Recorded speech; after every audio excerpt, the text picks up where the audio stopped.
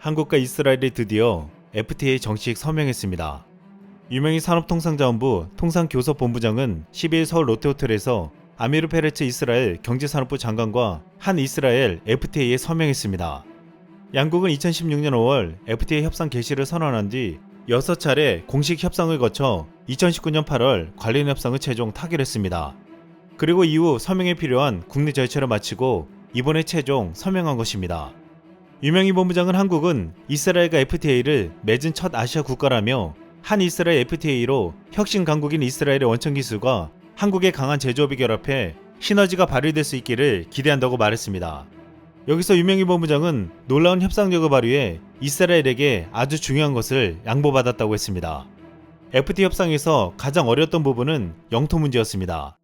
팔레스타인 영토인 가자지구와 요르단강 서안지구 등을 어떻게 규정하느냐에 대한 것이었는데, 이 지역까지 FTA 적용 대상에 포함될 경우 자칫하면 대한민국이 이 지역을 이스라엘의 영토라고 공식 인정하는 것으로 간주할 수 있기 때문이었습니다.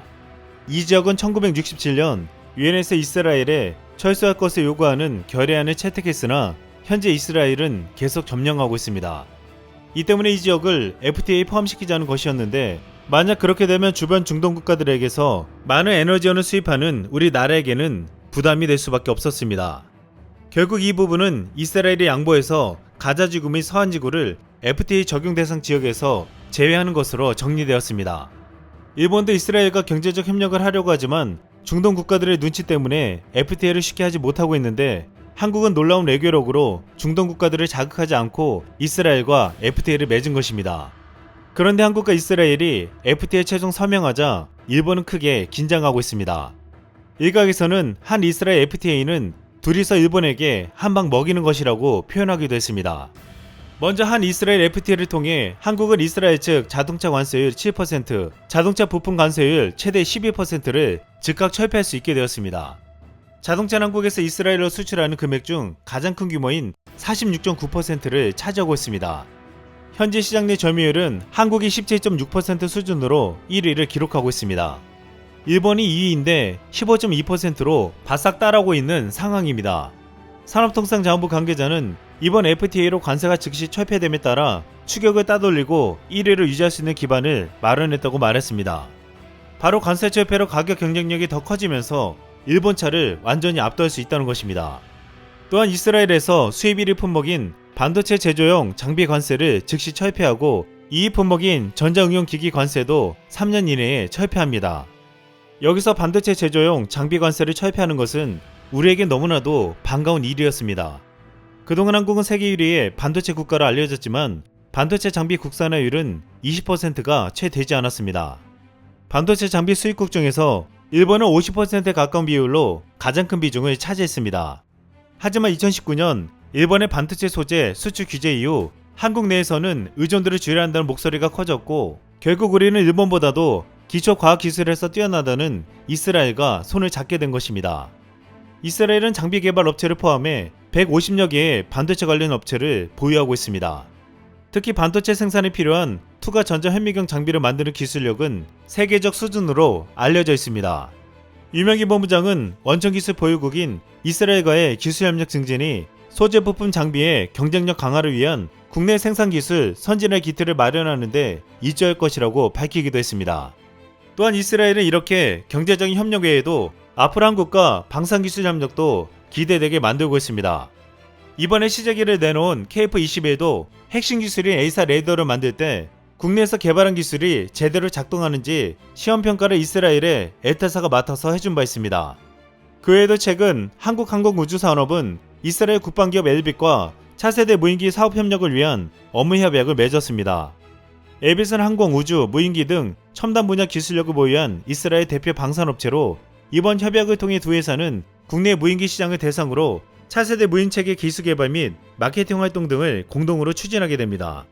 앞으로 무인기술은 폭발적인 성장이 기대되는 분야이기에 한국과 이스라엘의 협력은 이 같은 미래 무기를 만드는데 힘을 합칠 것으로 예상되고 있습니다. 일본은 그동안 순수 자국 기술로 무기를 만들려고 하기 때문에 경쟁력 있는 무기를 만들기 힘들다고 했는데, 한국은 자국의 기술력을 높이는 동시에 이스라엘과 같은 방산 선진국과 힘을 합쳐 더욱 위력적인 무기를 만들 것으로 보이고 있습니다.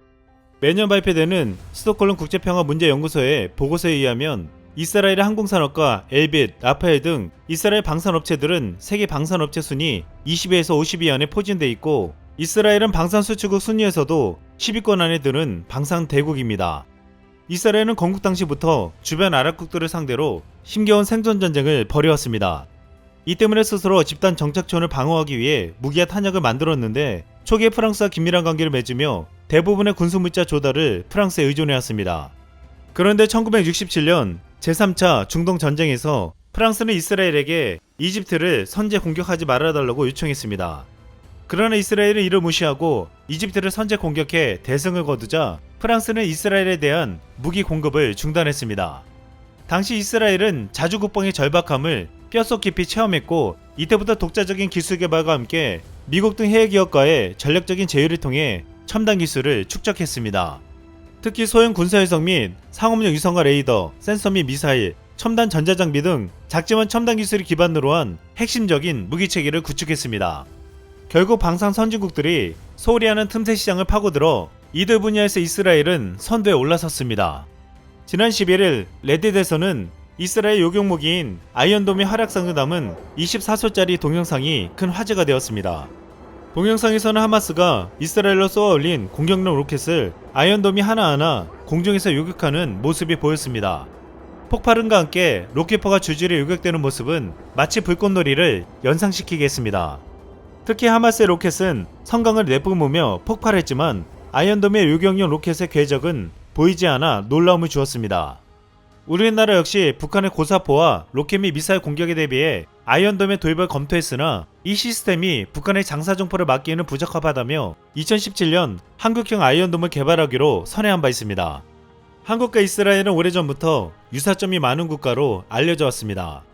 두 나라는 1948년에 독립해 정부를 수립했지만 이후 한국은 남북으로 분단되어 끊임없는 전쟁의 위협에 시달렸고, 이스라엘도 주변 아랍국들과의 큰 전쟁을 치르면서 끊임없는 테러 위협에서 살아야만 했습니다. 또한 두 나라는 자원이 부족한 열악한 환경에서 주변국들과의 갈등을 극복하고 놀라운 경제발전으로 선진국에 들어갔습니다. 이런 동질성 때문에 이스라엘은 OECD 국가 중 슬로베니아와 함께 독도를 단독으로 표기하는 나라이며, 일본에게는 비판적인 성향을 가지고 있지만 한국에게는 상당히 우호적이었습니다. 한국은 이제 이스라엘과 FTA를 통하여 더 긴밀한 경제협력을 하며 로봇, 바이오 등 주요 산업 부문에서 중대형 연구개발 동맹을 강화하겠다고 했습니다. 일각에서는 한국이 이스라엘과 FTA를 통해 반도체로 한국의 발목을 잡으려 했던 일본의 시도를 완전히 물리칠 것이라고 했습니다. 최근 일본판 뉴스위크에서는 재밌는 기사가 나왔습니다. 일본 경제가 버블 붕괴 이후 30년 동안 거의 성장하지 못한 이유가 일본인의 심술 때문이라는 것입니다. 이 기사에서 최근 경제학과 뇌과학을 결합한 학문의 발전에 따라 팁이 될 만한 연구 성과를 얻을 수 있었다고 했습니다. 오사카 사회경제연구소를 중심으로 한 연구 그룹에 따르면 피험자 집단에서 공공재를 만드는 게임을 해달라고 했는데, 일본인은 미국인과 중국인에 비해 다른 사람의 발목을 잡는 행동이 많다는 결과가 얻어졌다고 했습니다.